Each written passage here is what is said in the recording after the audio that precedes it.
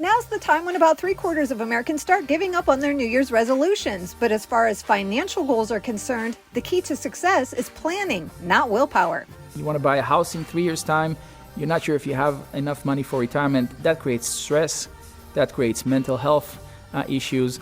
And if you can have a financial plan that sets the right steps, investment vehicles, and the timeframes to invest in them, that really increases your chances of success. And we know from research, people who do that tend to do much better in the long term. And despite what most young people think, you don't have to have a lot of money in order to start investing in yourself and building wealth.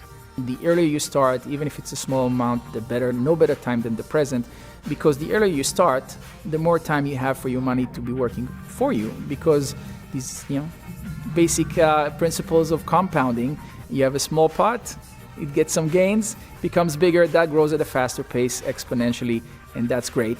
But on top of that, if you start, then you have the muscle. And then what we recommend is for folks to think about recurring contributions, even once a year. Take a small amount, put it in. That really increases your chances of success. And then lo and behold, 20 years later, you actually have a really nice pot to work with. But you shouldn't go it alone. Doctors don't treat themselves. Lawyers tend to not represent themselves in court.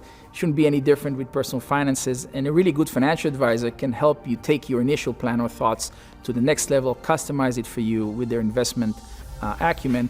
And actually, sometimes, even if you know what you're doing, having a co-pilot is great because they keep you on track, they make sure you're accountable, they prevent you from making some investment mistakes. With JP Morgan, you can get started on your own. You can open a self-directed account, and then you have access to a proprietary tool we have called Wealth Plan, and start setting those goals and timeframes and developing the discipline. And you're not stuck to a plan. They are flexible to adapt to changing circumstances. Markets move not often the way we expect them in the short term, and that creates changes to your plan. Also, a life event can happen. You can decide to have another kid. You can decide to get married earlier, or, God forbid, get divorced. That affects your personal circumstances. So it's very important to check in on your plan regularly. And a good financial advisor will actually check in with you to make sure you're on track. But the other thing I'll say is don't wait for life to happen, even if you have a plan. There's ways to prepare for that.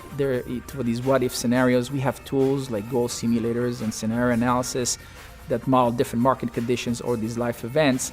Even, what state you're going to retire makes a big difference. Retiring in Florida is not the same as retiring in New York, and we can model for that and see what that does to your plan. Get started at jpmorganwealthmanagement.com.